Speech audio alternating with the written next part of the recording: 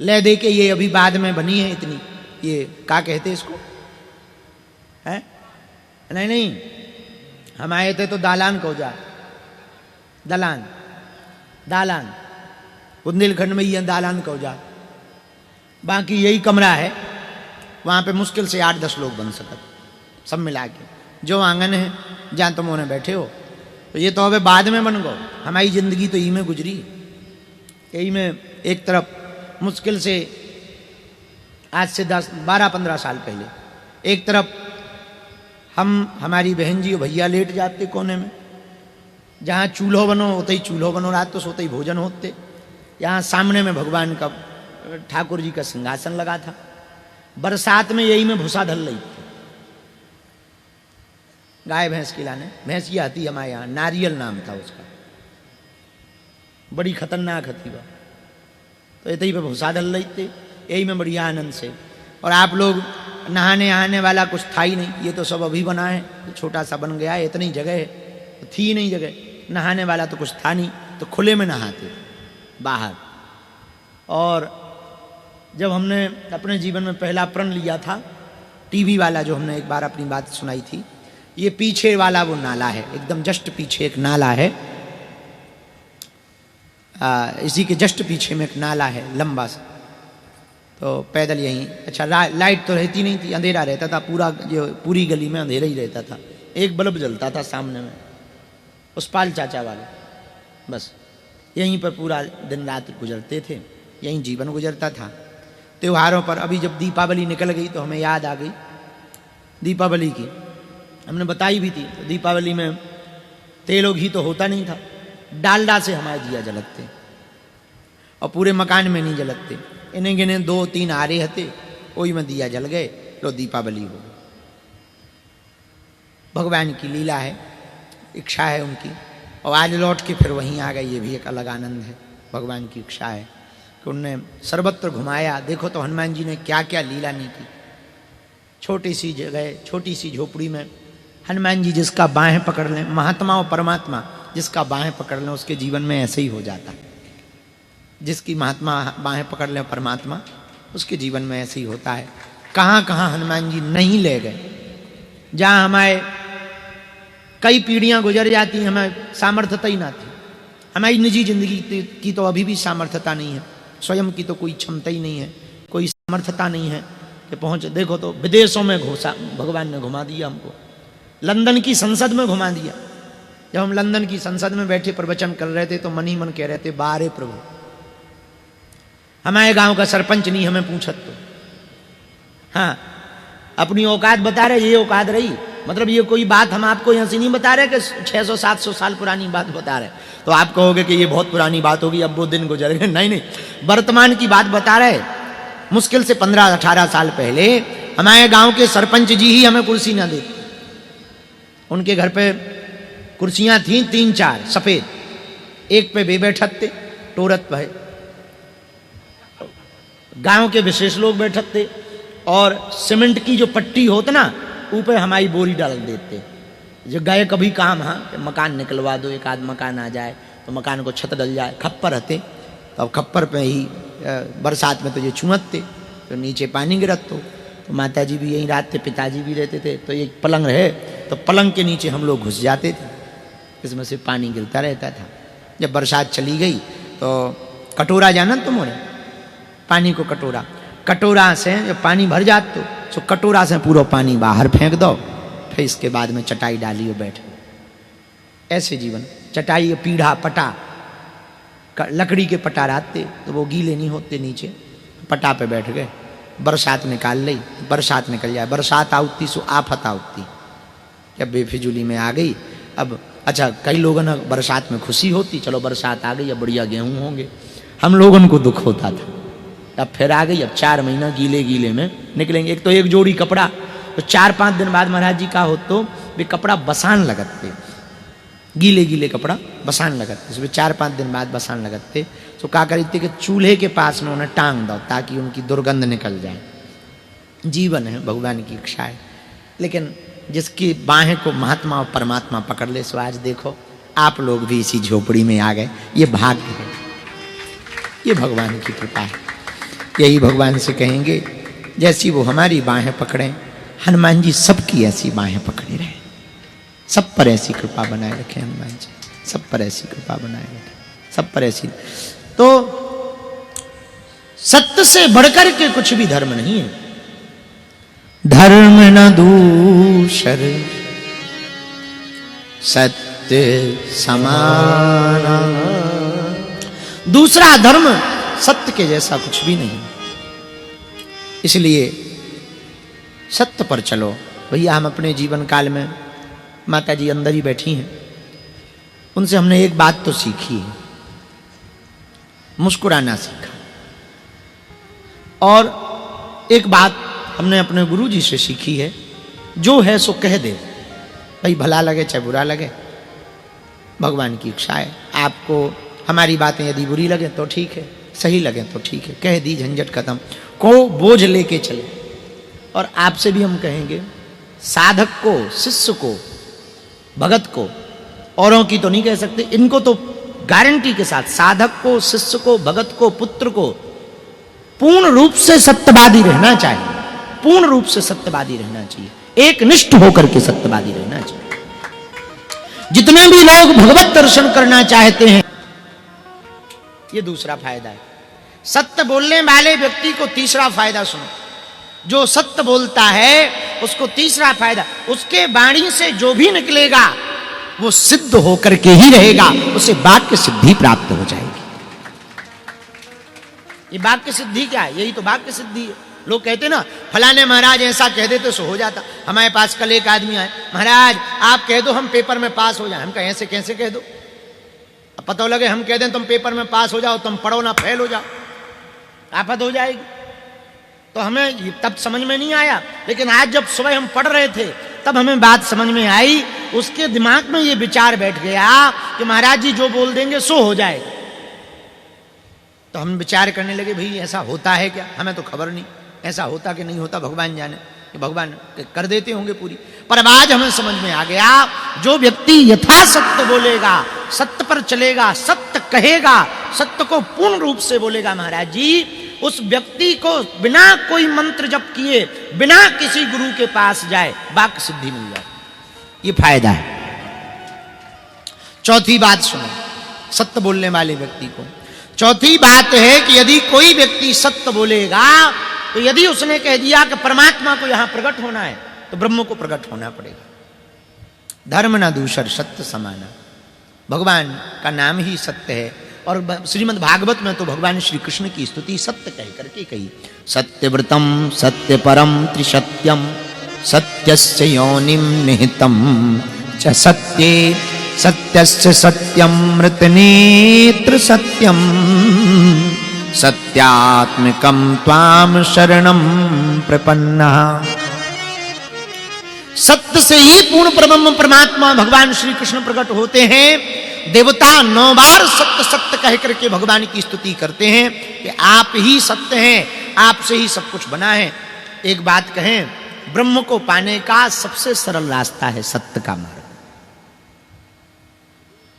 लेकिन अब आज के जमाने में तो बड़ी विचित्रता आ गई है। आज के जमाने में सब कुछ खोजा जा सकता, सत्य आदमी खोजना बड़ा कठिन। क्योंकि आज के जमाने में कुछ लोग कहते हैं वही आदमी सफल है जो झूठ बोलता, जो जितना ज्यादा झूठ बोले उतना ही सफल। पहले के जमाने में लोग सफलता पाने के लिए मेहनत करते थे, आज के जमाने में लोग वायरल होते। तो जितना झूठ बोले उतना ही सत्य है, वो जो जितना झूठ बोले उतना ही महान है, उतना ही सफल है। तो हम आपको निवेदन करना चाह रहे, झूठ बोलकर आप संसार को, जगत को तो आकर्षित कर सकते हो, जगदीश को आकर्षित नहीं कर सकते, परमात्मा को अपनी तरफ नहीं खींच सकते। झूठ बोलकर संसारी जीवों को अपना बना। अब हम झूठ बोले हम ऐसे हैं वैसे हैं, हमारी हनुमान जी से बात होती है, ऐसा होता वैसा होता, तो तुम तो कहोगे हाँ महाराज आप मुग्दल लिए रहते हो, शायद होती होगी। तो आप तो पागल बन जाओगे, पर हनुमान जी पागल बन जाएंगे क्या? वो ना बनेंगे। तो झूठ बोलकर हम लोग संसारी जीवों को आकर्षित कर सकते हैं, परमात्मा को नहीं। परमात्मा को यदि अपना बनाना है, परमात्मा को बुलाना है, परमात्मा को आकर्षित करना है, एकमात्र उपाय है सत्यव्रतम। सत्य बोलो। क्या बोलो? जोर से कहो, यही सत्यनारायण है। क्या है? यही सत्यनारायण। एक कथा हमने आज पढ़ी, जरा बहुत डबलिंग है, जरा इफेक्ट बहुत ज्यादा है, हमको समझ कम आ रही, जरा शार्पनेस करो। सुनो, एक कथा हमने पढ़ी, बड़ी अच्छी हमको लगी। अभिमन्यु की पत्नी उत्तरा, जब अभिमन्यु जी वीर गति को प्राप्त भय, आहा, अभिमन्यु जी जब वीर गति को प्राप्त भय तो उत्तरा भी शरीर त्यागना चाह रही थी, लेकिन गर्भवती थी तो शरीर नहीं त्याग पाई। गर्भवती स्त्री को सती नहीं होना चाहिए, ऐसी मर्यादा थी। मन में विचार करने लगी उत्तरा जी की, पतिदेव तो चले गए, जीना तो बहुत बेकार है। भागवत की कथा सबको पता ही होगी। जब भगवान सबसे मिलकर जाने लगे, रथ के ऊपर पैर रखा, एक हाथ से रथ पकड़ा और एक हाथ ऐसे अभय मुद्रा में सबको आशीर्वाद, मुस्कुराते हुए खड़े भये।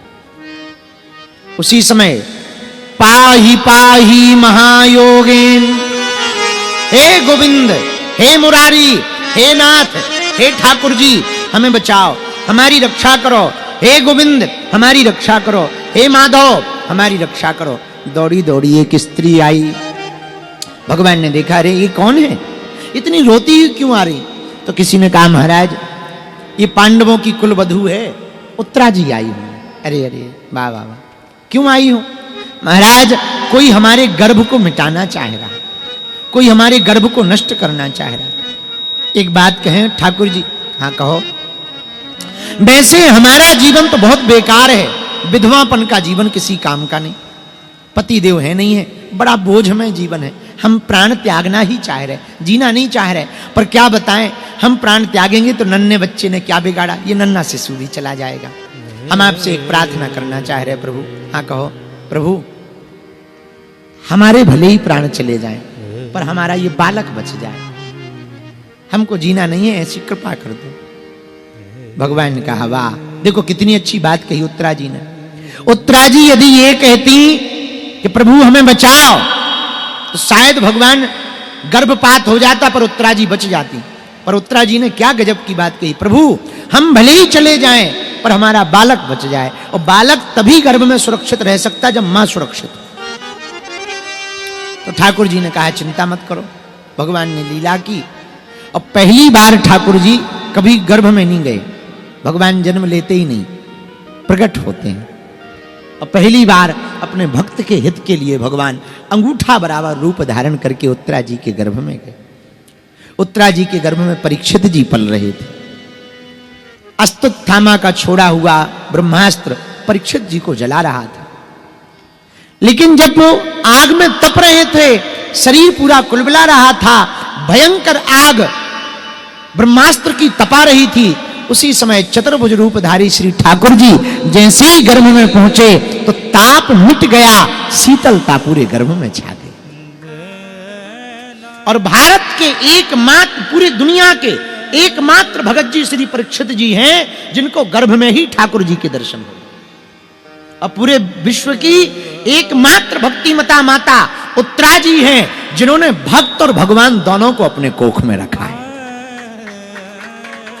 हाँ, जैसे ही प्रकट भये, ठाकुर जी के दर्शन भये परीक्षित जी को, आहा, शीतलता छा गई, ताप मिट गया। इसके ठीक बाद में जब ठाकुर जी बाहर आए, कहो देवी अब ठीक हो, कुशल है, अब तो कोई दिक्कत नहीं है? बोले प्रभु अब तो सब ठीक है, अब कोई, लेकिन एक निवेदन करना चाह रहे। क्या? जो ये बालक है इसने बड़ा दुख सह लिया, ये सुरक्षित तो होगा ना? भगवान ने कहा, हम वचन दे रहे, ये सुरक्षित भी रहेगा और 60,000 वर्षों तक जिएगा, ये हमारा वचन है। जय हो महाराज। पर कुछ महीने बचे हैं, आप रुक जाओ, आप जाओ ना, हमको बड़ा डर लग रहा है, दुश्मन बहुत पीछे लगे हैं, आप कृपा करो। भगवान बोले ठीक है। ठाकुर जी कुछ दिन रह गए, बहुत लीलाएं हुई, कुंती बुआ ने दुख आदि मांगा, बहुत वार्ता हुई।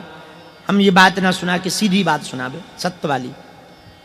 कुछ दिन बाद जब परीक्षित जी का जन्म हुआ, तो जन्मते ही उनका शरीर पूरा चला गया।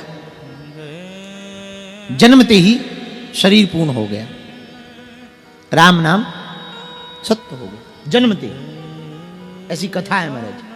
और जन्मते ही जैसे ही शरीर पूरा हुआ तो उत्तरा छाती पीट पीट करके रोने लगी।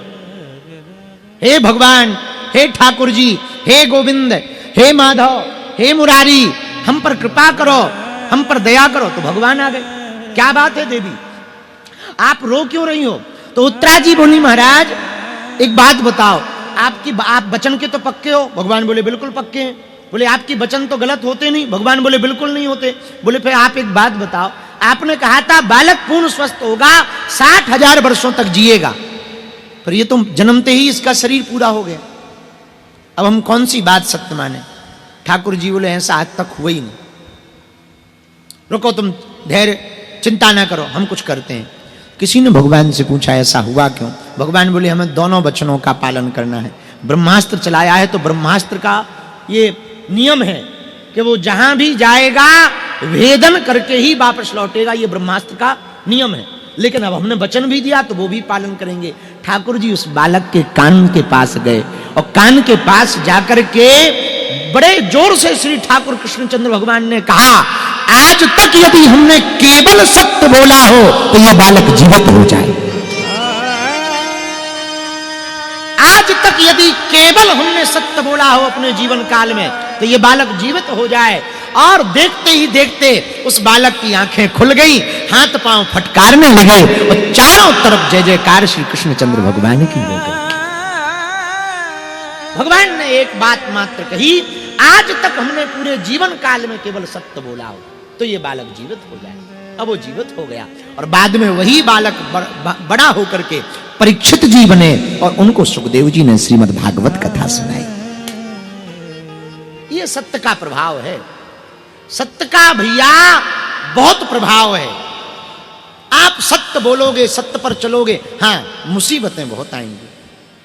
झूठ बोलकर बहुत जल्दी फायदा हो सकता है। अब जैसे यहां कोई जो बाहर खड़े हैं वो झूठ बोले कि हम गुरु जी के रिश्तेदार हैं तो घुसने तो मिल जाएगा, लेकिन टिक नहीं पाएंगे। पता लगेगा कि ये झूठ बोल के आए हैं और रिश्तेदार है नहीं, तो बोले कहा पुलिस वाले उठा के ले जाएंगे, बाहर चलो। हाँ जी या ना जी? सत्य बोलकर आओगे हम फलाने हैं तो ऐसी ऐसी बात है। सो देखो, आप यहां देखो बड़े आराम के साथ में बने रहोगे, जीवन भर बने रहोगे। तो सत्यनारायण भगवान की महिमा पर यदि आप हमसे पूछो तो केवल एक व्रत है। व्रत का मतलब है प्रण लेना, सत्य बोलो। क्या बोलो? जोर से कहो, सत्य बोलो। सत्यम वदम, सत्य बोलो और सुनो भी सत्य, चलो भी सत्य पर। यही सत्यनारायण। एक बात और हम कहना चाह रहे हैं, बातों ही बातों में। अभी वर्तमान समय में प्रायः सत्यनारायण भगवान जी बहुत विलुप्त होने लगे हैं कथा। तो हम चाहते हैं कि जितने भी बागेश्वर धाम का परिकर है, जहां जहां आप रहते हो, एक काम जरूर करो। आप कोई भी उत्सव हो गए, पूर्णमासी हो गए, सत्यनारायण जी जरूर सुन लिया करो। उससे बार बार नारायण का स्मरण भी बना रहेगा। अच्छा, कम खर्चा है। हाँ, हमारी करवाओगे तो ज्यादा खर्चा है। ये साउंड वाउंड लग जाएगा, ये टीवी भी लग जाएगी, लाइटें फाइटें। यहाँ तो लाइटें ठीक है, भगवान यहाँ तो भगवान की बड़ी कृपा है। टेंट वेंट का अच्छा खुद करनी थी कथा, सो अपन ने टेंट नहीं लगवाया। इसलिए नहीं लगवाया, जगह ही नहीं थी, हलवा लगवा दिया।